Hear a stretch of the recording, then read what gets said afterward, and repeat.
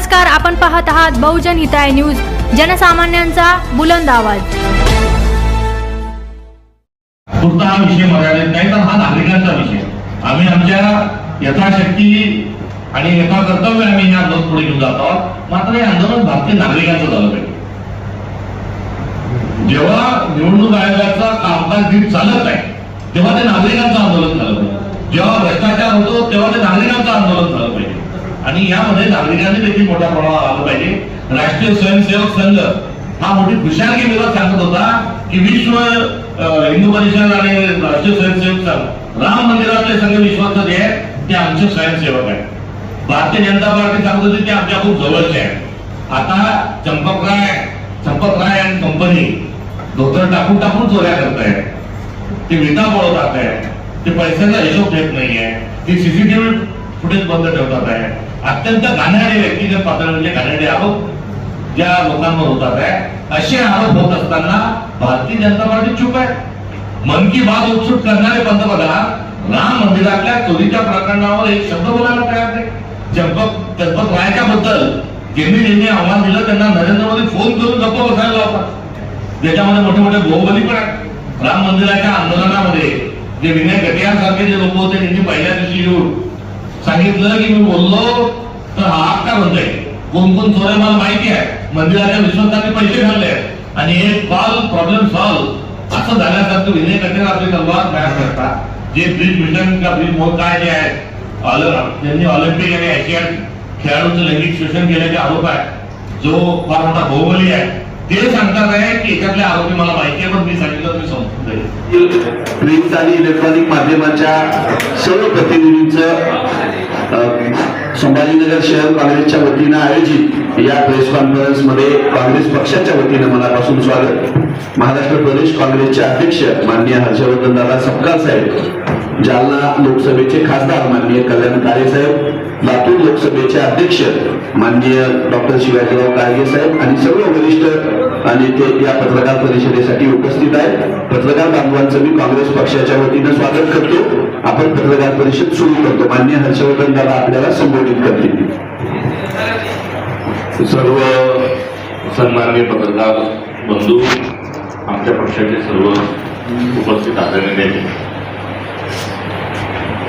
संघटना बांधणी हा एक निरंतर चालू असणारा एक उपक्रम आहे आणि पक्ष म्हणून आम्ही ज्याला म्हणतो तो म्हणजे दुसरं काही नसून नव्या दमाची कार्यकर्ते पक्षात आणणे, त्यांना ज्येष्ठांकडून मार्गदर्शन मिळवून देणे, हे एक चक्र सातत्याने सुरू असलं पाहिजे। प्रदेशच्या पदाधिकाऱ्यांना मान सन्मान आहे, जिल्ह्यातल्या पदाधिकाऱ्यांना मान सन्मान आहे, मात्र खालच्या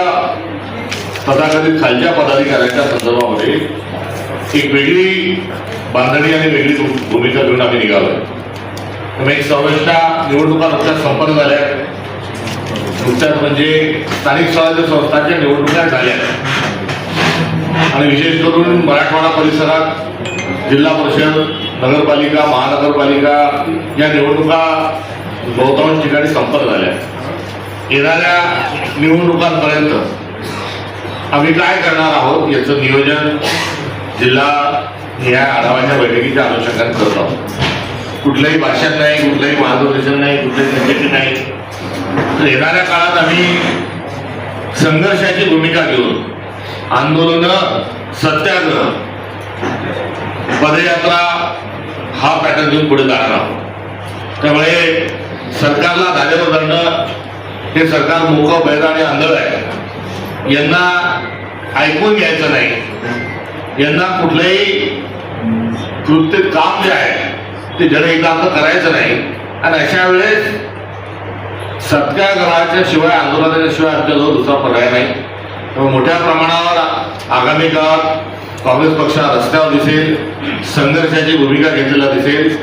या संदर्भामध्ये आज स्पष्ट स्वरूपाचा संदेश हा देण्याकरता आणि त्याचं नियोजन करण्याकरता बैठकांचे सत्र सुरू आहे। तर दुसऱ्या बाजूला जी संरचना आमची जी आहे, जी अखिल भारतीय काँग्रेस कमिटीने फार आधीच आम्हाला जो मॅन्डेट दिला होता तो आता पूर्ण करण्याच्या दिशेने आम्ही जात आहोत। त्यामध्ये जिल्हाध्यक्षांची कार्यकारिणी, जिल्ह्याच्या फ्रंटलचे सर्व अध्यक्ष, फ्रंटलचे सर्व डिपार्टमेंटचे सर्व अध्यक्ष हा जिल्हा स्तरावरचा ढाचा आमचा राहणार आहे. तर तालुका स्तरावर तालुका अध्यक्षांची कार्यकारिणी आणि तालुका अध्यक्षांच्या कार्यकारिणीसोबत तालुक्याचे विविध अध्यक्ष, युथ काँग्रेस अध्यक्ष, NSUI, महिला Congress, Seva Dal, BJMT cell, SC cell, ST cell, OBC, social media, अशा सर्व ज्या आमच्या संघटना आहेत याचे तालुक्याचे अध्यक्ष, ही तालुक्याची एक टीम आमची राहणार आहे. आणि याच्या पलीकडे जाऊन एक महत्वाकांक्षी जो उपक्रम आम्ही जो हाती घेतला आहे तो म्हणजे येणाऱ्या काळात संघटनेचा विस्तार जो आहे हा मंडल, सेक्टर आणि ग्राम शाखा इथपर्यंत आमचा विस्तार झाला आहे. त्यामुळे मंडल अध्यक्ष आमचे राहतील, सेक्टर अध्यक्ष आमचे राहतील, ज्याला आपल्या इकडच्या भाषेत जिल्हा परिषद सर्कलचा अध्यक्ष काँग्रेस पक्षाचा राहील, पंचायत समिती सर्कलचा तालुका अध्यक्ष आमचा पंचायत समिती सर्कल अध्यक्ष आमचा राहील आणि ग्राम शाखा अध्यक्ष. प्रत्येक गाव तिथे शाखा, हे 28,000 गावामध्ये शाखा उघडायचं आणि ही अशी एक संरचना घेऊन आम्ही पुढे जात आहोत.